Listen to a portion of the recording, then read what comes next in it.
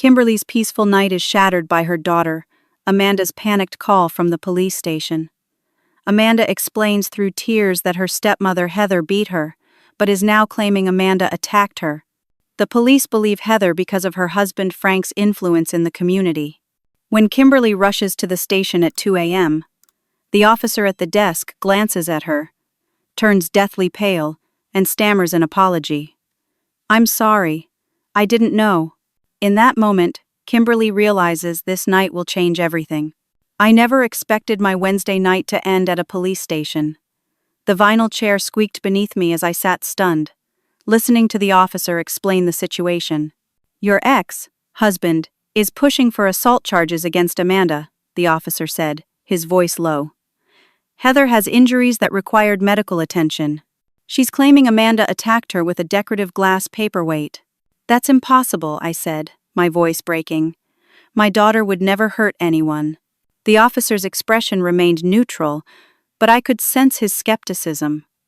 In that moment, 12 years of pain and frustration threatened to overwhelm me. Frank and I had been married for 12 years before he had an affair with his secretary, Heather. She was 26 at the time, 15 years younger than him. I was a nurse working long shifts at Memorial Hospital, and Frank was building his consulting business.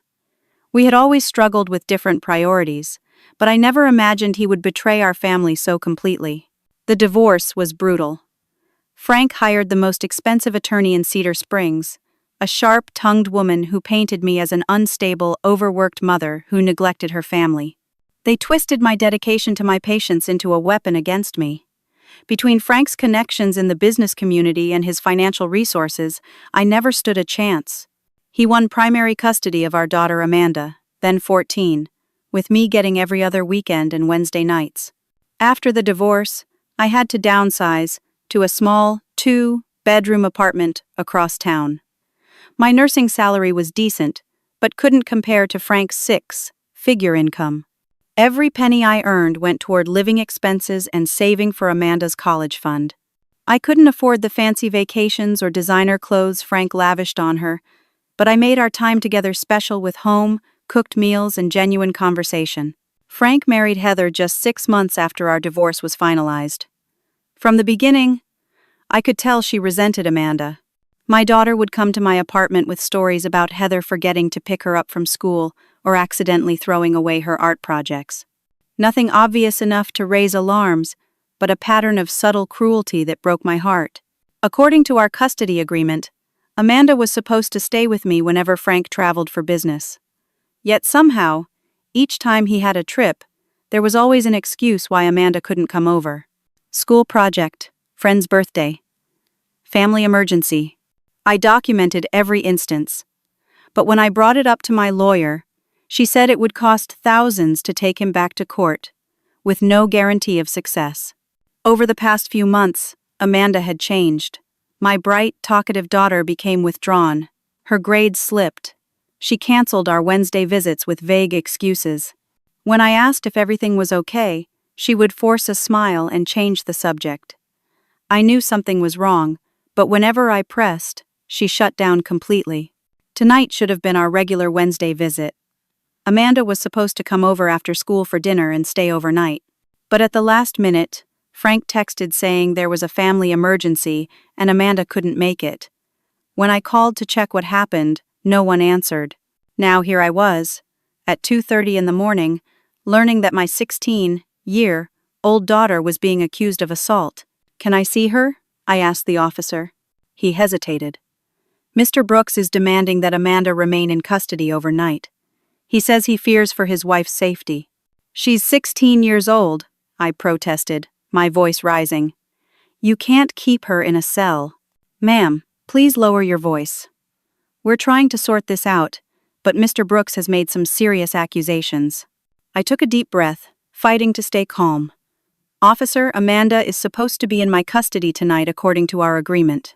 Frank violated that by keeping her at his house. Now I find out she's been hurt, and you're telling me I can't even see her?" The officer shifted uncomfortably. "Wait here," he said, standing up. "Let me speak with the detective in charge." While he was gone, I pulled out my phone and texted my friend Diane, a fellow nurse who had been my rock throughout the divorce. At police station. Amanda, in trouble. Might need lawyer. Can you come?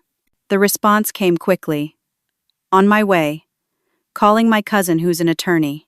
I was staring at my phone when the door opened again. A different officer entered, this one older with salt and pepper hair and tired eyes. Miss Wilson? I'm Detective Harris. We're in a difficult situation here. Heather Brooks has significant injuries. She required stitches and is claiming your daughter attacked her without provocation. Your ex-husband is extremely upset and insistent that we press charges. My heart sank. What exactly is she saying happened? According to Mrs. Brooks, she confronted Amanda about her grades, and Amanda became enraged, grabbed a glass paperweight, and struck her in the face with it. Mr. Brooks came home to find his wife bleeding on the floor and Amanda locked in her room. That's not what happened, I said firmly. Amanda has never been violent, ever. She's being abused in that house, and no one is listening to her. Detective Harris looked at me with a mixture of pity and doubt that made my blood boil.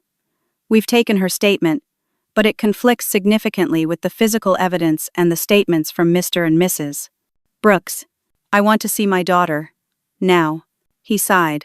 I'll arrange it. But I should warn you, this is serious. With the level of injury involved, we're looking at potential felony assault charges. I felt the room spin around me. Felony charges? This couldn't be happening. As the detective left to arrange our meeting, the full weight of the situation crashed down on me. Frank wasn't just trying to keep Amanda from me anymore.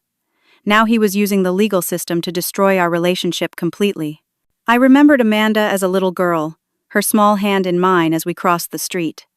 Her first day of kindergarten, clinging to my leg before bravely walking into the classroom. The science fair project we stayed up all night completing. The look of pride on her face when she won first place.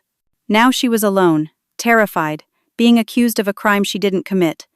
And I was on the outside, powerless to protect her. The door opened, and Detective Harris returned.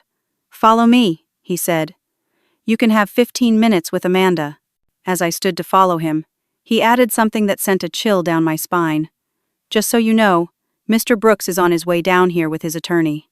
He's threatening to file for an emergency custody hearing tomorrow morning to terminate your visitation rights completely. The interview room was small and sterile, with beige walls and a metal table bolted to the floor. Amanda sat hunched in a chair, her dark hair falling around her face. When she looked up and saw me, her eyes filled with tears. Mom, she whispered, rising from her chair.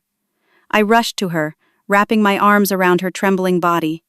Up close, I could see a bruise forming on her cheekbone and a small cut on her lip. Baby, what happened? I asked, brushing her hair back to examine her injuries. Tell me everything. Amanda glanced nervously at the door before speaking. Heather's been awful, Mom.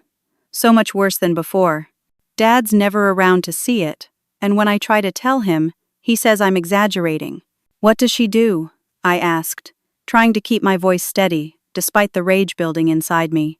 It started with small things, commenting on my weight, throwing away food I was about to eat, telling Dad I broke curfew when I was actually home on time. Amanda wiped her eyes with the back of her hand. Then she started going through my phone, reading my texts. She deleted your messages so I'd think you weren't responding to me. My heart shattered. All those times I thought Amanda was ignoring me, it had been Heather. The past few weeks have been the worst, Amanda continued, her voice dropping to a whisper. Dad's been gone more. When he's not there, she drinks. A lot. Then she gets mean. She locks the fridge. Takes away my phone. Last week she poured bleach on my art portfolio for school. Why didn't you tell me? I asked, fighting back tears. I tried, Amanda said. I texted you so many times, but she must have deleted them. And when I did see you, she threatened to tell Dad I was saying crazy things about her if I ever mentioned what was happening. She said he'd send me to a psychiatric hospital. I took a deep breath. What happened tonight? Amanda's hands shook as she spoke. Dad was supposed to be home, but he called and said his flight was delayed. I was going to text you to come get me, but Heather caught me with my phone. She had been drinking, and just exploded. She slapped me and grabbed my hair, calling me ungrateful and manipulative. She threw me against the bookshelf in the living room. Amanda pulled up her sleeve, revealing fingerprint bruises on her arm. I was scared, Mom. She kept coming at me, screaming that I was trying to ruin her marriage. When she grabbed me again, I pushed her away from me. She was drunk and off balance. She fell backwards and hit her head on the corner of the coffee table. That's how she got hurt, I said, understanding dawning. Amanda nodded. She was bleeding, and I panicked. I tried to help her, but she started screaming that I had attacked her. That's when Dad walked in. He saw the blood and he didn't even ask what happened. He called the police right away and told them I had assaulted Heather. Did you tell the police what really happened? I asked. I tried, but the officer said my story didn't match the evidence. Heather kept crying and saying I had gone crazy. Dad told them I've been violent and unstable for months. Her voice broke. They didn't believe me, Mom. They treated me like I was a criminal. I held her hands tightly. I believe you. We're going to fight this. As I comforted Amanda, I noticed a small black dome in the corner of the ceiling. A surveillance camera. Our conversation was being recorded. Amanda, I said quietly, have there been other incidents? Times when Heather hurt you? She nodded slowly. Last month, she pushed me down the stairs. Dad was home, but she told him I tripped. I sprained my wrist. Did you go to the doctor? Dad took me to the urgent care center. I wanted to tell the doctor what really happened, but they never left me alone with him. I felt sick. This had been going on for months while I had no idea. I had failed to protect my daughter. The door to the interview room opened, and Detective Harris started to enter. But then he stepped aside, and another detective walked in. Tall, with broad shoulders and a serious expression. When our eyes met, I felt a jolt of recognition. Miss Wilson, he said formally. I'm Detective Jeff Patterson. I'll be taking over this case. I stared at him in disbelief. Jeff Patterson. I hadn't seen him in years, but I would never forget him, or his family. 8 years ago, I had been his mother's nurse during her battle with cancer, a battle she ultimately lost. But there was something else. Something about the way he was looking at me that made me think he remembered everything too. Detective Harris, could you give us a moment? Jeff asked. The other detective nodded and left, closing the door behind him. Jeff's professional demeanor softened slightly. Kimberly, he said quietly. It's been a long time. Jeff, I replied, still stunned by his appearance. I didn't know you were with the police department. Joined 5 years ago, he said. His gaze shifted to Amanda, who was watching our exchange with confusion. Amanda, I'd like to hear your side of the story, the full version. For the next 20 minutes, Amanda recounted everything. The months of escalating abuse, the isolation, the gaslighting, the physical violence. Jeff listened intently, occasionally asking clarifying questions. Unlike Detective Harris, he showed no skepticism, no judgment. When Amanda finished, Jeff nodded slowly. Thank you for telling me this. I know it wasn't easy. He turned to me. Your ex-husband has considerable influence in this town. He's already called the chief of police, who happens to be his golf buddy. So you're saying Amanda doesn't stand a chance, I said bitterly. I'm saying this won't be easy, Jeff corrected. But I believe your daughter. And I think there's more to this story than what's in the official statements. He glanced at his watch. Mr. Brooks and his attorney will be here any minute. They're pushing hard for Amanda to be formally charged tonight. She's 16, I protested. She defended herself against an adult who was attacking her. I know, Jeff said. And I'm going to do everything I can to make sure that's understood. But you need to prepare yourselves. This is going to get ugly before it gets better. Amanda gripped my hand tightly. What's going to happen to me? Jeff's expression softened. For now, I'm going to release you into your mother's custody. But there will be a hearing, probably within 48 hours. Mr. Brooks is already talking about requesting an emergency custody modification. I felt a surge of panic. He wants to take away my visitation rights completely. Yes, Jeff confirmed. And with his connections, he might succeed unless we can prove what's really been happening in that house. Before I could respond, there was a commotion in the hallway. Loud voices, one of which I recognized immediately. Frank. Jeff stood quickly. Stay here, he instructed. I'll handle this. After he left, Amanda looked at me with terrified eyes. Mom, I can't go back there. Please don't let them send me back. I won't, I promised, hoping I could keep that promise. We're going to fight this together. The door burst open, and Frank stormed in, his face contorted with rage. Behind him was Heather, her head dramatically bandaged, leaning on a nurse's arm. Behind them, I was shocked to see a man with a camera and a woman holding a microphone. A news crew. There she is, Frank announced, pointing at Amanda. The troubled teenager who attacked my wife in our own home. I stood, placing myself between Frank and Amanda. What are you doing? Get that camera out of here. She's a minor. The public has a right to know about violent offenders, Frank declared, his voice unnaturally loud and performative, even teenage ones. Especially when their biological mother has been enabling their dangerous behavior.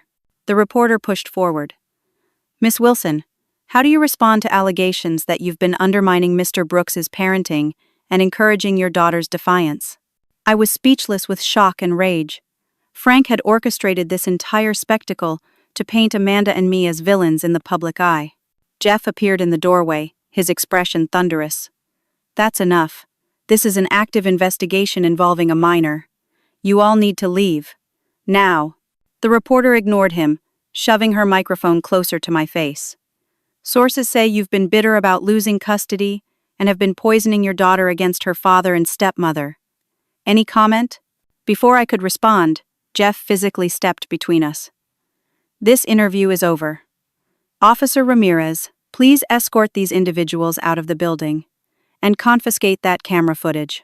It's illegal to film a minor in police custody without court approval. As the officers moved to clear the room, Frank leaned close to me. You're done, Kim, he hissed. After tonight, you'll never see Amanda again. I'll make sure of it. In that moment, looking into his cold eyes, I realized this wasn't just about custody anymore. Frank wanted to destroy me completely, and he was willing to sacrifice our daughter's well-being and reputation to do it. The next 48 hours were a blur of panic, rage, and determination. After the confrontation at the police station, Jeff had arranged for Amanda to be released into my custody, pending a hearing. Frank's attorney filed emergency motions demanding Amanda be returned to their home immediately, but thankfully, the judge denied them until a proper hearing could be held. Now, sitting across from Jeff in a quiet corner of a diner near the courthouse, I struggled to process everything that had happened. He's already got the local news running with his version of the story, I said, pushing my untouched coffee aside.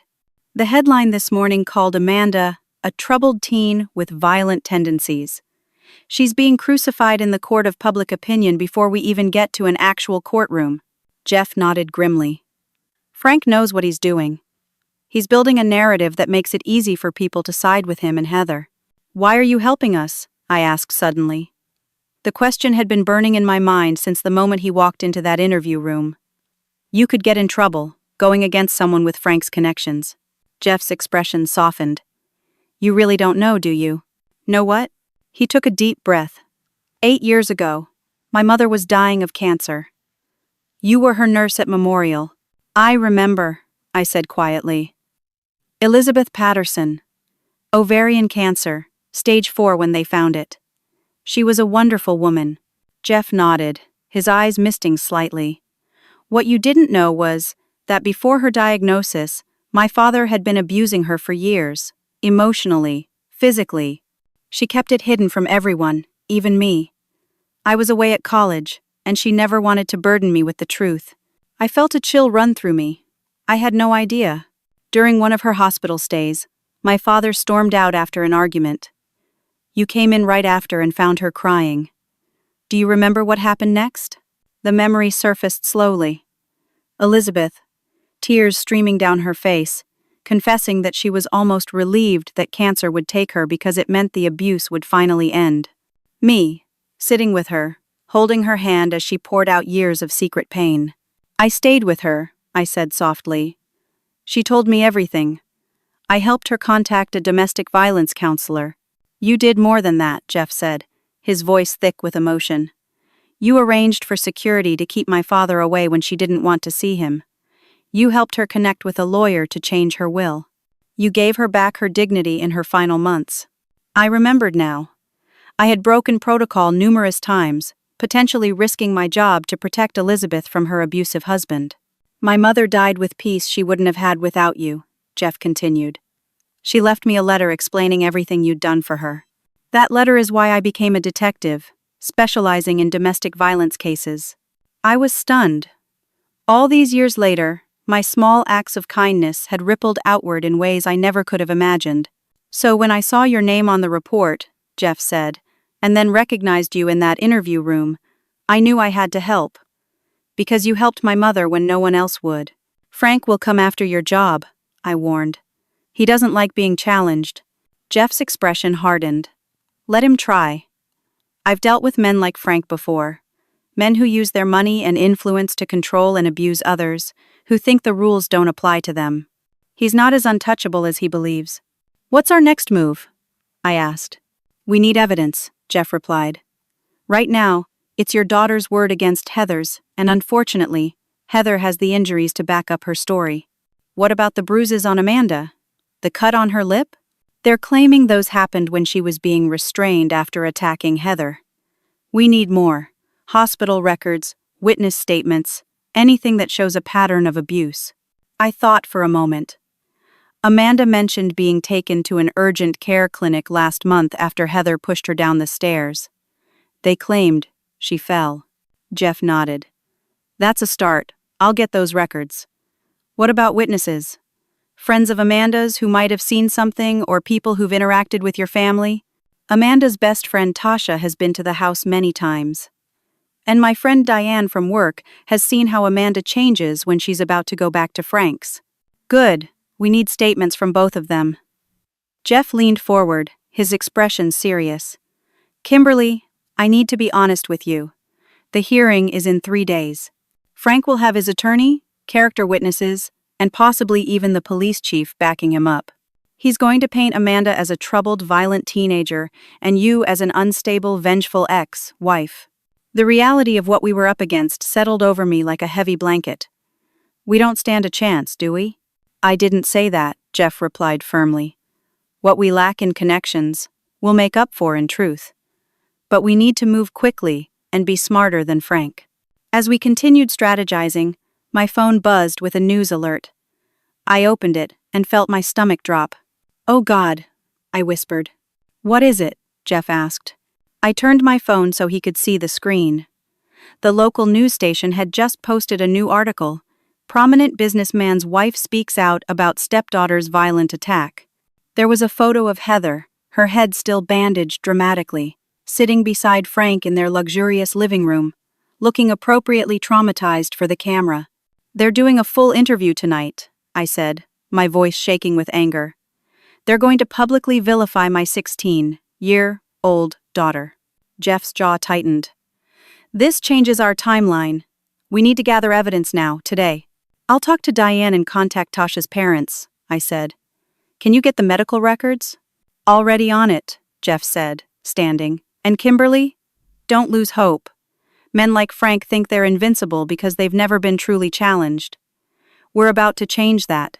As we parted ways outside the diner, Jeff hesitated, then said, Your daughter is lucky to have you fighting for her.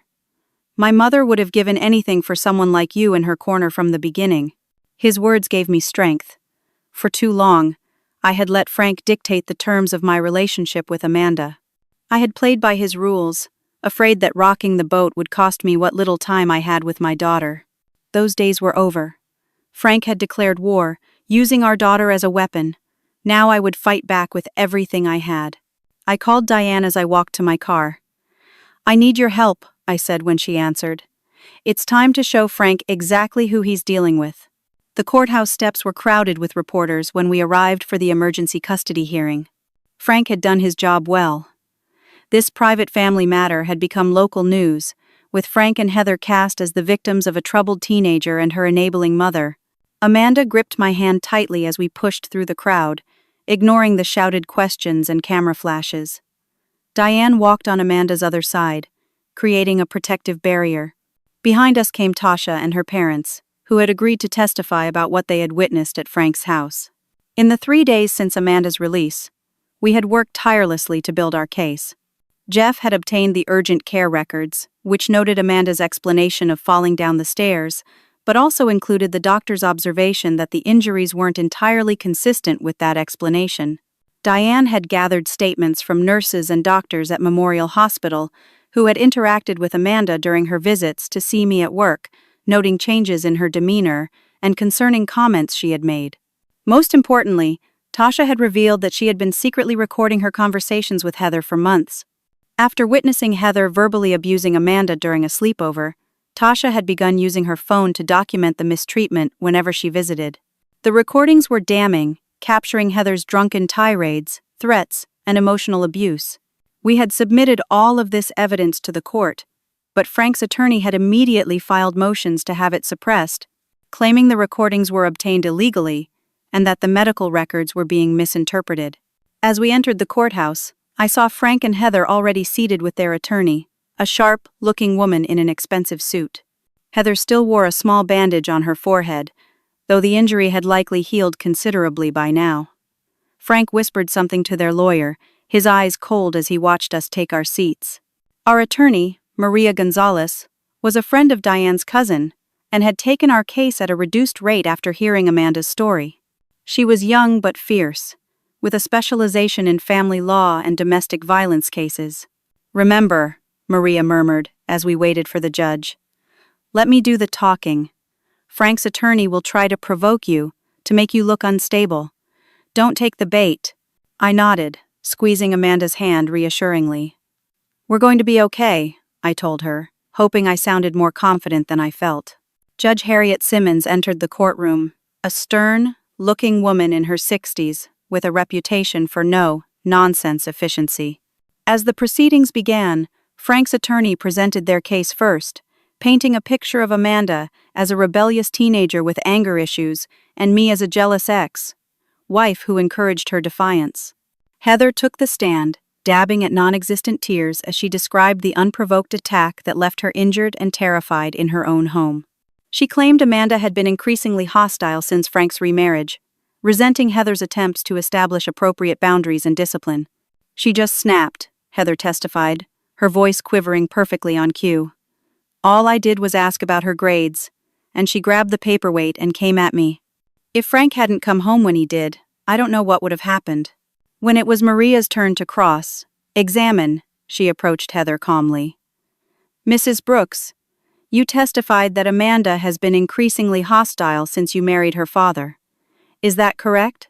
"Yes," Heather replied. "She resents my relationship with her father. And yet," Maria continued, "Amanda's teachers report that she was an exemplary student till approximately 8 months ago, when her grades began to slip and she became withdrawn. That coincides with Mr. Brooks increasing his business travel, leaving Amanda alone in your care more frequently. How do you explain that?" Heather shifted uncomfortably. "Teenagers go through phases. It's not my fault she decided to act out." Maria nodded thoughtfully. "Let's discuss the night of the incident. You claim Amanda attacked you unprovoked, correct?" "Yes. She's violent and unstable." Maria approached the bench. "Your Honor, I'd like to present evidence that directly contradicts Mrs. Brooks' testimony."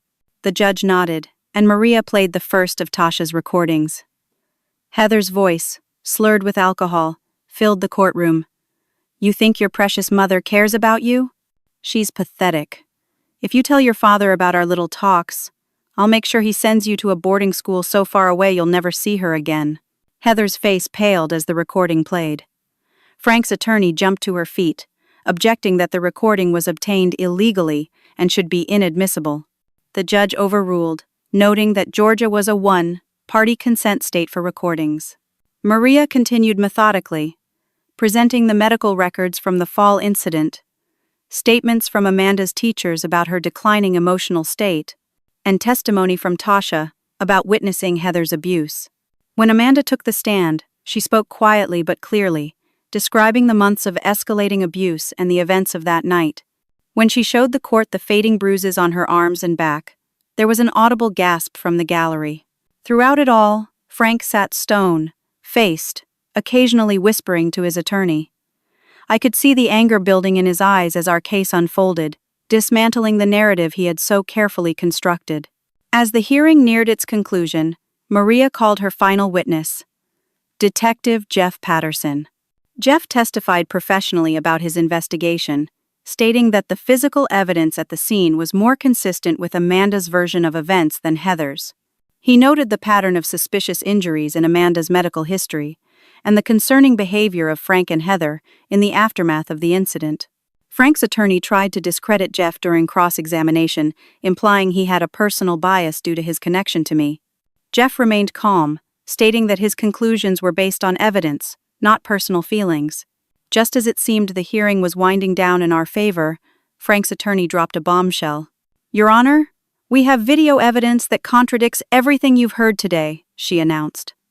Security footage from the Brooks residence clearly shows Amanda attacking Mrs. Brooks without provocation. My heart sank as the attorney played the video on the courtroom monitor. The footage showed the living room of Frank's house, with Heather standing near the coffee table. Amanda entered the frame, and after a brief interaction that had no audio, she appeared to shove Heather, who fell and hit her head. "As you can see," the attorney said smugly, "this footage validates Mrs. Brooks' testimony completely. In light of this evidence, we ask that all custody and visitation rights be immediately transferred to Mr. Brooks, with Mr. Brooks. Wilson's access to Amanda suspended pending a psychological evaluation of both mother and daughter." The courtroom erupted in murmurs. Amanda gripped my hand so tightly it hurt. "Mom," she whispered, "that's not what happened. The video doesn't show her attacking me first." Maria requested a recess to review the video evidence, which the judge granted. In a small conference room, our team huddled around Maria's laptop as she played the video again. "The timestamp jumps," Jeff said suddenly, pointing to the corner of the screen. "Look there. It skips forward by almost 2 minutes between Amanda entering the room and the physical confrontation." Maria nodded. "The video has been edited to remove the beginning of the interaction. Can we prove that?" I asked desperately. "Maybe," Jeff said. "We'd need a digital forensics expert to analyze the file, and we'd need access to the original footage." Maria looked grim. "The judge won't wait for that. We need to make our closing arguments in 20 minutes. As we returned to the courtroom, I felt a growing sense of dread. Frank had outmaneuvered us again, producing seemingly irrefutable evidence at the last minute. Even with all our witness testimony and recordings, the edited video was compelling. Frank caught my eye as we took our seats, a small, triumphant smile playing at the corners of his mouth. In that moment, I understood that he would stop at nothing to win, regardless of the damage it did to Amanda. The judge called for closing arguments. Frank's attorney went first, emphasizing the video evidence and painting Amanda and me as manipulative liars. When it was Maria's turn, she argued passionately about the pattern of abuse and the suspicious editing of the video, but I could see doubt in the judge's eyes. As the judge announced she would review all evidence and deliver her ruling the following morning, I felt defeated. Frank had connections, money, and now seemingly conclusive video evidence. What did we have? Outside the courthouse, away from the reporters, Amanda broke down in tears. "I can't go back there, Mom," she sobbed. "I just can't." I held her close, my mind racing. There had to be something we were missing, some way to prove the video had been tampered with. "The cloud," Jeff said suddenly, startling me. He had walked up quietly behind us. Most home security systems automatically back up footage to cloud storage. If we could access the original, unedited footage, how would we do that? I asked. Frank would never give us access. Jeff hesitated. "I know someone. A digital forensics expert named Sarah Williams. She might be able to help us, but we'd need to move quickly."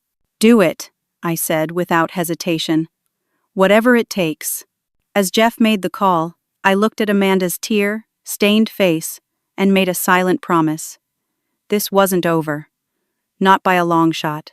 Sarah Williams worked out of a cluttered office in a converted warehouse downtown. The walls were lined with computer monitors, and the air hummed with the sound of cooling fans. Despite the late hour, she greeted us with alert eyes and a firm handshake. Jeff explained the situation, she said, gesturing for us to sit. You believe the security footage has been edited to remove evidence of the stepmother attacking first. We know it has, Amanda said firmly. The video doesn't show what really happened. Sarah nodded. Home security systems aren't as secure as people think. Most use cloud storage with relatively weak encryption. She turned to her main computer. Do you know what brand of system they use?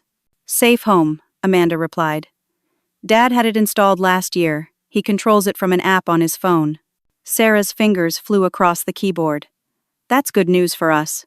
Safe Home had a significant API vulnerability that they patched just last month. Many systems haven't been updated yet. For the next hour, we watched anxiously as Sarah worked her digital magic, explaining her process as she went. First, she confirmed that the video timestamps didn't match, proving it had been edited. Then she began the more complex task of accessing the original footage. Got it, she announced finally. The system wasn't updated. I've accessed the cloud backup of the original footage. We crowded around her monitor as she played the video. The full version was dramatically different from what had been shown in court. It clearly showed Heather, visibly intoxicated, confronting Amanda as she texted on her phone. When Amanda tried to walk away, Heather grabbed her hair, slapped her, and threw her against the bookshelf.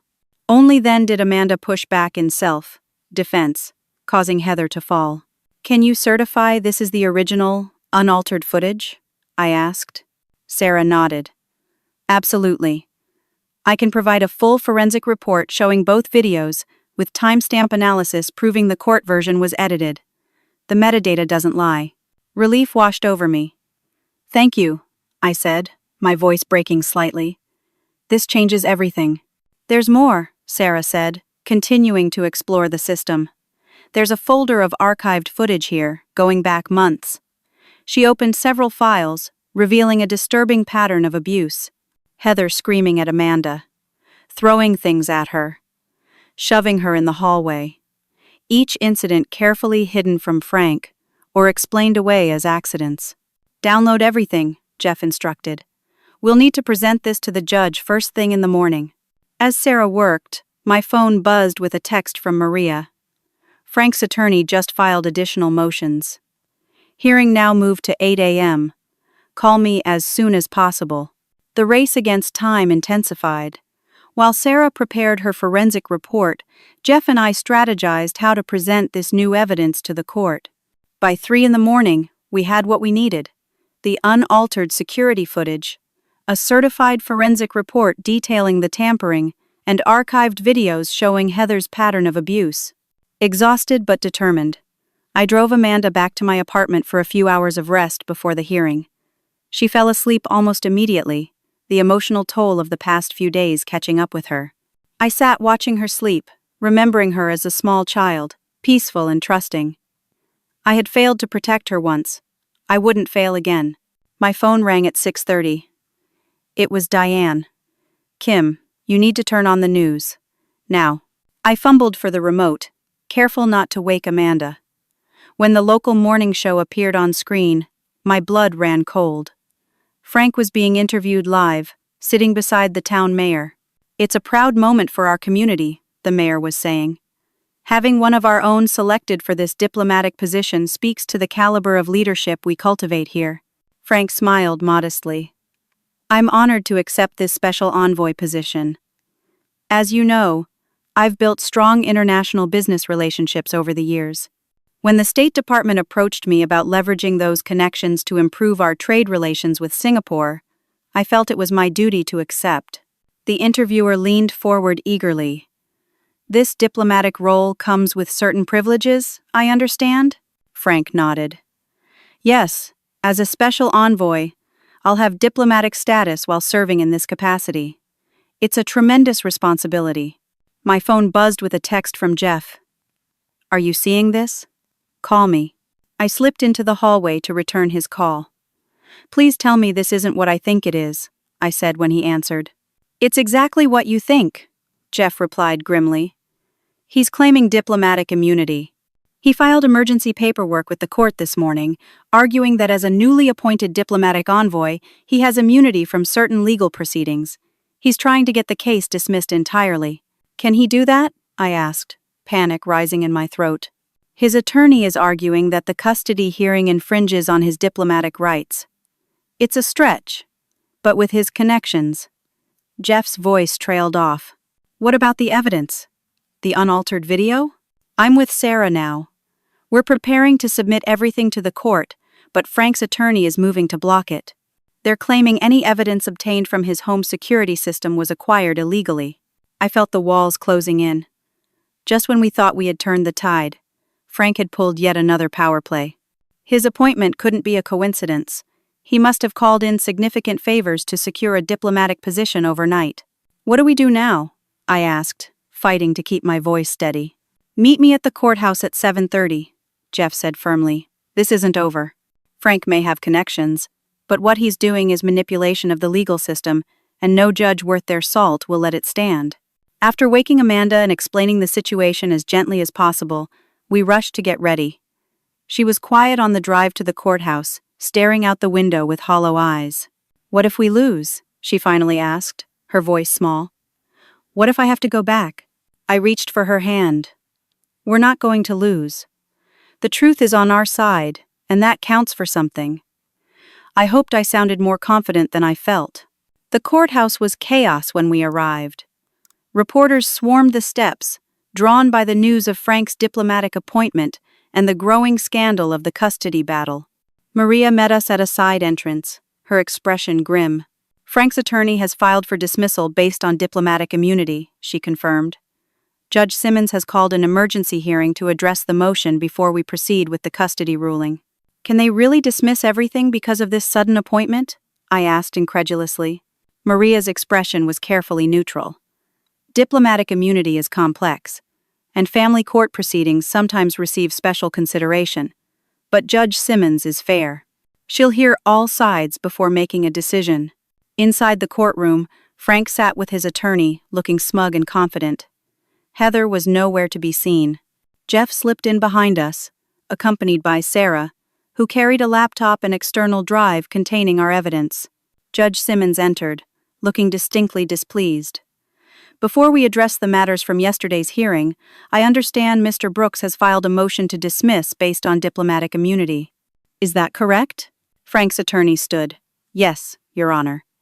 As of this morning, Mr. Brooks has been appointed as a special envoy to Singapore by the State Department.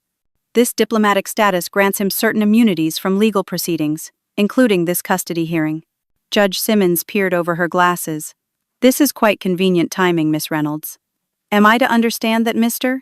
Brooks received this appointment overnight, just as this court was about to rule on a custody matter involving serious allegations of abuse? The timing is coincidental, Your Honor. The appointment has been in process for some time. I see. The judge turned to Maria. And what is your response to this motion, Counselor? Maria stood.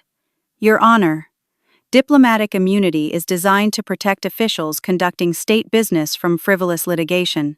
It was never intended to shield individuals from family court proceedings, especially in cases involving child welfare.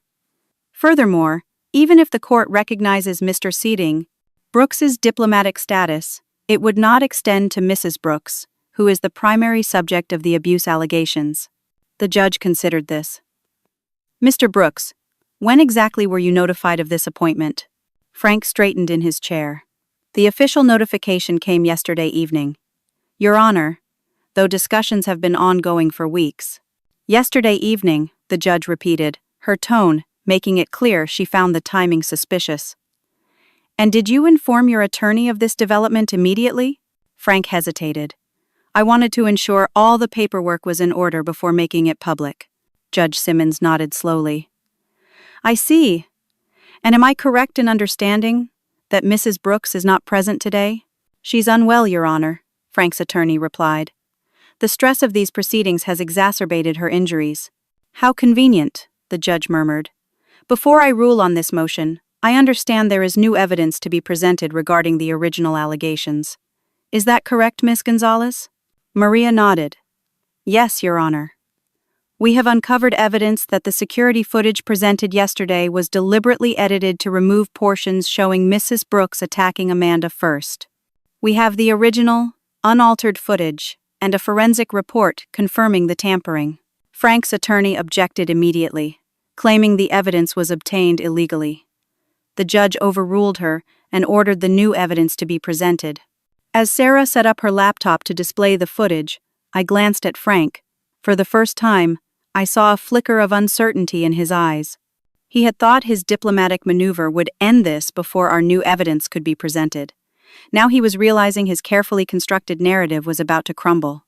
The courtroom fell silent as the unaltered video played, clearly showing Heather's attack and Amanda's defensive response. When it ended, Judge Simmons removed her glasses, her expression grave. Miss Reynolds, she said to Frank's attorney, would you care to explain why your client presented edited evidence to this court? The attorney fumbled for a response. But before she could answer, the courtroom doors burst open. A police officer entered, followed by another detective I didn't recognize. Your Honor, the detective said, approaching the bench. I apologize for the interruption, but we have an urgent matter related to this case. Judge Simmons signaled for him to approach, and they spoke quietly. After a moment, the judge nodded and addressed the court. In light of new developments, this hearing will be temporarily adjourned. Mr. Brooks, these officers need to speak with you immediately. Everyone else will remain seated. Frank stood, his face a mask of confusion and growing anger. What is this about? I have diplomatic immunity. The detective showed no reaction to his claim. Sir, we need to speak with you regarding an incident at your residence this morning involving your wife. Frank's face paled. As he was escorted from the courtroom, Jeff slipped out behind them. The remaining officer moved to block the doorway, preventing anyone else from leaving. For 20 tense minutes we sat in confusion, whispers rippling through the gallery. Finally, Jeff returned, his expression serious. He approached Maria and whispered something that made her eyes widen. She immediately requested a private conference with the judge. When Judge Simmons returned, her demeanor had changed completely. This court is now adjourned until tomorrow morning at 9 a.m. Miss Wilson, you will retain temporary custody of Amanda until then. Everyone is dismissed. As we left the courtroom, Jeff pulled me aside. Heather is in the hospital, he said quietly. She attempted suicide this morning after Frank left for the interview. The housekeeper found her and called 911. My God, I whispered. Is she going to be okay? Physically, yes. But when the paramedics arrived, she was hysterical, confessing that Frank had forced her to lie about Amanda, that he had edited the security footage himself. Jeff's expression was grim. She also had fresh bruises that couldn't have come from the incident with Amanda. The implications hit me like a physical blow. Frank has been abusing her too. Jeff nodded. The housekeeper confirmed it. She's been afraid to come forward because Frank threatened her immigration status. But after seeing what happened to Heather this morning, she gave a full statement. I thought of all the times Amanda had mentioned Heather's drinking, her mood swings, her cruelty. It made a terrible kind of sense now. Heather had been a victim too, taking out her pain and fear on the one person with even less power than herself. Amanda. What happens now? I asked. Frank is being questioned about both the evidence tampering and the alleged assault on Heather. His diplomatic immunity claim is being reviewed, but domestic violence often falls outside those protections. Jeff's face softened slightly. It's not over yet, but the truth is coming out. That's what matters. As we walked toward the exit, I saw Amanda waiting by the doors, her face a mixture of confusion and hope. Beyond her, through the glass doors, I could see reporters gathering, hungry for the next development in what had become the scandal of the year in our small town. Let's go home, I said, putting my arm around my daughter's shoulders. Tomorrow is going to be a long day. The morning dawned cold and clear, a sharp autumn wind whipping fallen leaves across the courthouse steps as we arrived for the rescheduled hearing. The media presence had doubled overnight as news of Frank's questioning and Heather's hospitalization spread through the community. "Keep your head down and don't speak to anyone," Maria advised as we navigated through the crowd of reporters. Their shouted questions followed us into the building. "Is it true Frank Brooks assaulted his wife? Did he force Heather to lie about Amanda? Was the diplomatic appointment a ploy to escape charges?" Inside, the atmosphere was tense. Jeff met us in the hallway, his expression serious, but with an undercurrent of satisfaction. "Frank spent the night in questioning," he informed us quietly. "His diplomatic immunity claim isn't holding up. The State Department is already distancing themselves, saying the appointment was preliminary and contingent on background checks that hadn't been completed." "What about Heather?" I asked. "Still in the hospital, but stable. She's given a full statement, confirming that Frank edited the security footage and coached her on what to say in court. She also confirmed the long-term abuse of both her and Amanda." Amanda, who had been silent all morning, finally spoke. "Is she going to be okay?" Jeff's expression softened. "Physically, yes. Emotionally, she has a long road ahead, but she's getting help now." Before we could discuss further, the bailiff called us into the courtroom. As we entered, I saw Frank already seated at the defendant's table, his normally immaculate appearance disheveled from the night of questioning. His attorney sat beside him, frantically reviewing documents. The smug confidence from yesterday was gone, replaced by barely contained panic. Judge Simmons entered, her expression grave. "Given the extraordinary developments in this case, I've decided to combine the custody hearing with a preliminary review of the criminal allegations that have emerged. Mr. Brooks, you should be aware that while this is not your criminal arraignment, my findings today may impact those proceedings." Frank's attorney immediately objected, arguing that the criminal allegations should be handled separately from the family court matter. The judge overruled her firmly. "The issues are inextricably linked, counselor. The same evidence and witnesses are relevant to both matters." She turned to Maria. "Miss Gonzalez, you may present your evidence." For the next 2 hours, Maria methodically laid out our case. The unaltered security footage, Sarah's forensic report confirming the tampering, Amanda's medical records showing a pattern of injuries, Tasha's recordings of Heather's verbal abuse, the housekeeper's statement about witnessing Frank's violence toward both Heather and Amanda.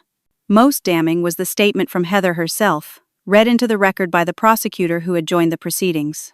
In it, she detailed how Frank had manipulated and abused her, how he had forced her to participate in the mistreatment of Amanda, and how he had orchestrated the entire media campaign to discredit his daughter and ex-wife. Throughout the presentation, Frank sat stone-faced, occasionally whispering furiously to his attorney. When it was his turn to respond, his attorney attempted to shift blame to Heather, suggesting she was the primary abuser and Frank had been unaware of the extent of the situation. Judge Simmons was having none of it. "Are you seriously suggesting, counselor, that Mr. Paplatachin Simmons Brooks was unaware of the abuse in his own home, yet somehow had the presence of mind to edit security footage removing evidence of that abuse?" The attorney faltered, unable to reconcile the contradictory arguments. Frank, seeing his defense crumbling, suddenly stood. "Your Honor, this is a witch hunt," he declared. "My ex-wife has always been jealous of my success. She's manipulated my daughter, turned her against me, and now she's somehow convinced my wife to make these false allegations." "Mr. Brooks, sit down," the judge ordered sharply. "You'll have your opportunity to testify under oath." "I have diplomatic immunity," Frank insisted, his voice rising. "You can't touch me. I made one call and became a diplomat overnight. Do you really think I can't make another call and end your career just as quickly?" A shocked silence fell over the courtroom. Judge Simmons' expression turned to ice. "Mr. Brooks, you have just threatened a federal judge in open court. Bailiff, please take Mr. Naden Brooks into custody for contempt." As the bailiff approached, Frank's composure shattered completely. "This is ridiculous. Do you know who I am? I own half this town. You can't treat me like some common criminal." It took 2 officers to restrain him, as he continued shouting threats and obscenities. Judge Simmons ordered the courtroom cleared, except for the attorneys and immediate family. As the spectators filed out, Frank was escorted to a holding cell, still protesting loudly. When order was restored, Judge Simmons addressed us directly. In light of Mr. Brooks' behavior and the overwhelming evidence presented, I'm prepared to rule immediately on the custody matter. Miss Wilson, you are granted full legal and physical custody of Amanda, effective immediately. Mr. Brooks's visitation rights are suspended pending the outcome of his criminal proceedings. Relief washed over me like a physical force. Amanda gripped my hand, tears streaming down her face. 2 weeks of terror and uncertainty. And finally, we had won. But the judge wasn't finished. Additionally, I am referring this case to the district attorney with a strong recommendation for criminal charges against Mr. Talon Brooks for witness tampering, evidence tampering, perjury, assault, and child endangerment. I am also recommending an investigation into his business dealings and political connections, given the ease with which he apparently obtained a diplomatic appointment. She turned to Amanda. Young lady, I want you to know that the court believes you. What happened to you was wrong, and it wasn't your fault. Your courage in coming forward has not only secured your own safety, but may well protect others from similar abuse. As we left the courtroom, I felt as though a massive weight had been lifted from my shoulders. For the first time in years, Amanda and I were truly free from Frank's control and manipulation. Jeff was waiting for us in the hallway. Congratulations, he said, his professional demeanor softening into a genuine smile. It's not often we get to see justice served so completely. We couldn't have done it without you, I told him. You believed us when no one else would. I just followed the evidence, he said modestly. You two did the hard part, standing up against someone with that much power and influence. As we walked toward the exit, I thought about how drastically our lives had changed in just 2 weeks. From that terrifying middle of the night phone call to this moment of vindication, we had traversed a landscape of fear, doubt, and ultimately, triumph.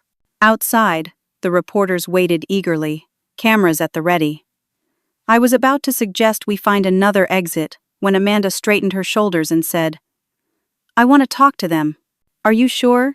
I asked, surprised by her sudden confidence. She nodded.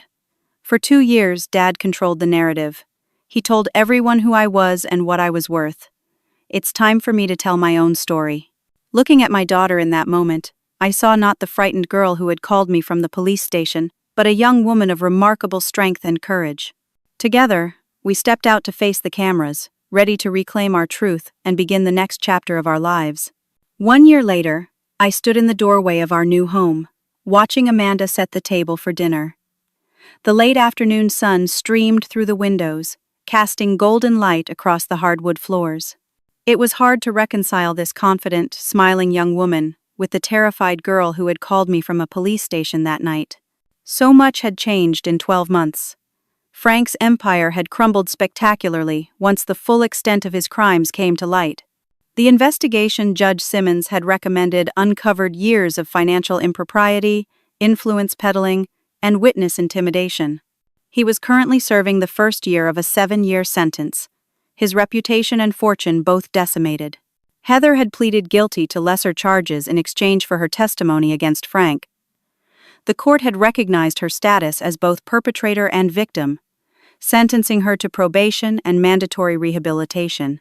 Last we heard, she was 6 months sober and working at a women's shelter, trying to rebuild her life. As for Amanda and me, we had spent the year healing, both individually and as a family. Therapy helped Amanda process the trauma of those years with Frank and Heather. Slowly, her nightmares subsided. Her grades improved. She started smiling again. The lawsuit against Frank had resulted in a substantial settlement, enough for us to buy this modest but comfortable house in a new neighborhood. I had been promoted to nursing supervisor at Memorial, a position that gave me more regular hours to be home with Amanda. Mom, are Jeff and Sarah going to be here soon? Amanda called from the dining room, breaking my reverie. Any minute, I replied, checking my watch. Diane and her family, too. Tonight was special, a celebration of Amanda's acceptance to 3 prestigious colleges, all with partial scholarships. At 17, she was already becoming an advocate for domestic violence awareness, speaking at schools about recognizing the signs of abuse and finding the courage to speak up. The doorbell rang, and Amanda rushed to answer it. Jeff stood on the porch, holding a bouquet of flowers and a gift bag. "Congratulations, college girl," he said, giving Amanda a quick hug. "These are for you, and these," he added, handing me the flowers, "are for your mom." Our relationship with Jeff had evolved over the past year, from detective and witnesses to friends and now, cautiously, perhaps something more. We had taken it slowly, conscious of Amanda's need for stability and my own fear of trusting again. But Jeff's patience and genuine care for both of us had gradually broken down those barriers. Soon the house was filled with the people who had stood by us during our darkest time: Diane and her family, Sarah, Tasha, and her parents, even Detective Harris, who had initially doubted Amanda, but later became an ally. Maria came bearing a cake decorated with the logos of all 3 universities Amanda was considering. As we gathered around the table, I marveled at how this unlikely community had formed from the ashes of tragedy.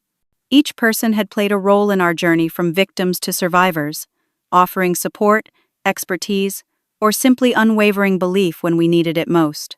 After dinner, Amanda tapped her glass for attention. "I want to thank everyone for coming tonight," she said, her voice steady and clear. "A year ago, I didn't think I had a future. I was trapped in a situation that seemed hopeless, with no way out." She looked around the table, making eye contact with each guest. "Each of you helped change that. You believed me when others didn't. You fought for me when I couldn't fight for myself. And you showed me that there's always hope, even in the darkest moments." Amanda turned to me, her eyes shining with emotion. "Especially you, Mom. You never gave up, not for a second. You taught me what real strength looks like." I blinked back tears as she continued. "That's why I've decided to accept the scholarship to Northwestern. I'm going to major in social work with a focus on family justice. I want to help other kids who are trapped like I was, to be for them what all of you were for me." The room erupted in applause and congratulations. As the celebration continued around us, I stepped outside onto the back porch for a moment of quiet reflection. The night air was cool and crisp, stars beginning to appear in the darkening sky. Jeff joined me, leaning against the railing. "You should be proud," he said softly. "Amanda is an extraordinary young woman." "She always was," I replied. "She just needed the chance to show it." I turned to face him.